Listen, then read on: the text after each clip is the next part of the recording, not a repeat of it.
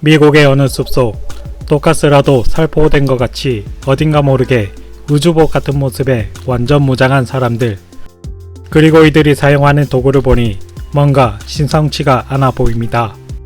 나무를 둘둘 랩핑까지 하고서 말이죠. 그들은 숲속에서 도대체 무엇을 하고 있는 것일까요?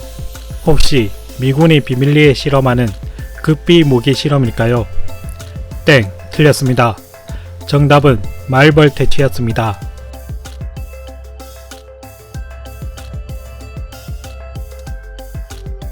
어느 날 미국 양봉업자들은 섬뜩한 광경을 목격합니다.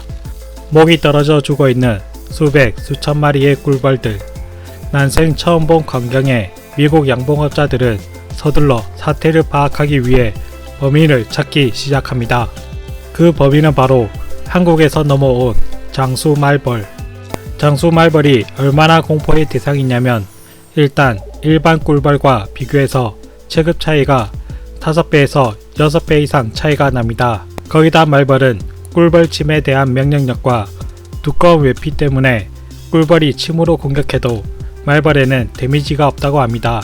거기다 말벌의 턱은 꿀벌의 목을 절단할 정도로 강력하기 때문에 꿀벌이 말벌과 싸운다면 평균적으로 1000대1의 교환비가 나온다고 합니다. 즉 말벌 한 마리를 잡기 위해서 1000마리의 꿀벌이 희생되어야 하죠. 이는 곧 꿀벌 사회의 붕괴를 뜻합니다. 그래서 한국 꿀벌들은 말벌의 공격에 대한 대응책과 대비책을 준비해 두는데요. 첫 번째, 정찰병 장수말벌에 꿀벌떼가 달라붙어 날갯짓으로 발생하는 열로 암살을 시도합니다. 암살이 실패한다면 두 번째로 장수말벌이 남긴 페르몬을 찾아서 전부 제거해 찾지 못하게 합니다.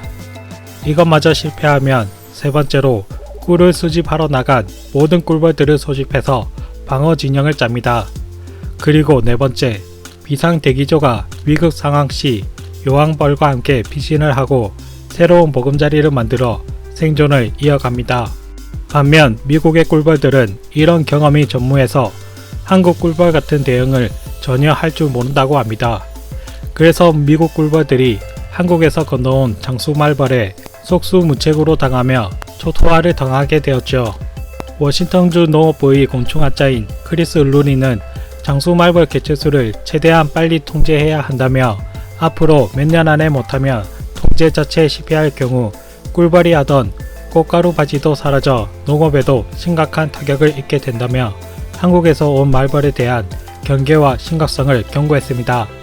이를 본 미국도 사태의 심각성을 깨닫고 말벌 침으로부터 보호하기 위해 두꺼운 방호복과 우주 캡슐 같은 장비까지 동원해서 말벌 퇴치에 주력하기 시작했습니다. 그럼에도 불구하고 사태는 심각해져 갔습니다. 말벌이 한국에서 살 때는 봄, 여름, 가을, 겨울 계절에 따른 온도 차이 때문에 성장에 한계가 있었지만 미국은 한국보다 계절별 기온차가 적어 한국에서 성장할 때와 달리 덩치가 더욱 커져 성인 손바닥 폭만큼 더욱 커져 버렸습니다. 미국의 꿀벌들처럼 미국 사람들도 장수말벌의 강력함과 파괴력을 처음 접했기 때문에 미국은 장수말벌에 아시안 자이언트 호넷이라 부르고 심지어 살인말벌이라 부르며 두려워했습니다.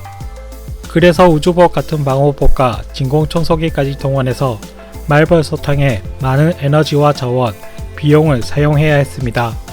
그럼에도 불구하고 딱히 해결책을 찾지 못하고 헤매던 도중 크리스 루니 박사는 한국이 이제껏 장수말벌과 양봉업자들이 공존해오고 있다는 사실에 의문을 갖게 됩니다.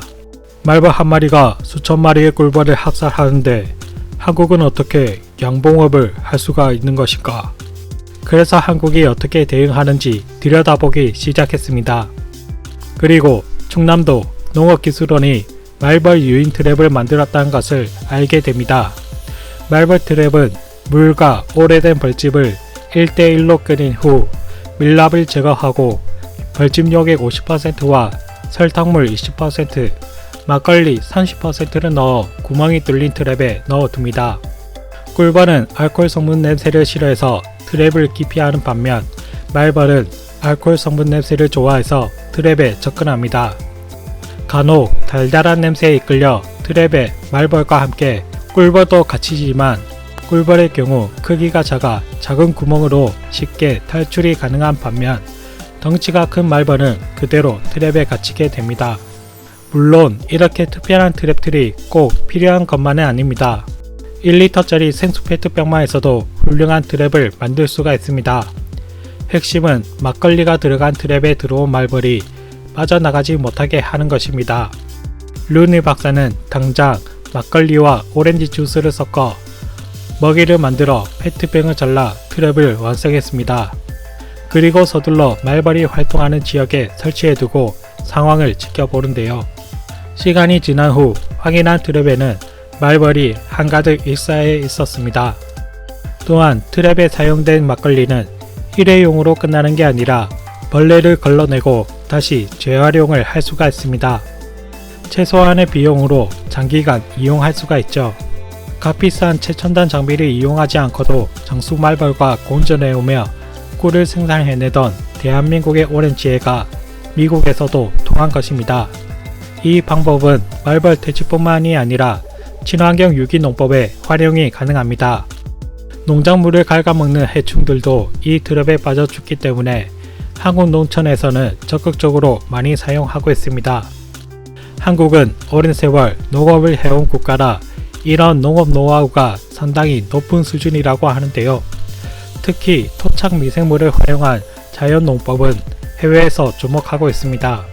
실제로 미국뿐만 아니라 해외에서도 한국의 자연농법을 소개하고 적극적으로 권장하고 있습니다.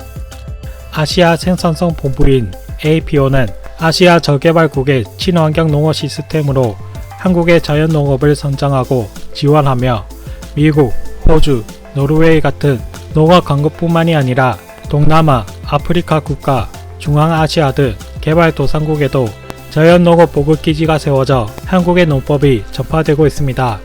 우리가 보기엔 대한민국의 지혜가 해외와 비교해서 주먹구구식 싸구려처럼 보이지만 실제로는 해외에서도 알아주는 높은 수준의 지혜였습니다.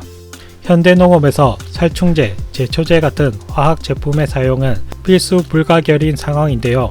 이런 상황 속에서 한국의 농업 지혜가 또 다른 방향을 제시하는 선구자가 되었으면 좋겠습니다.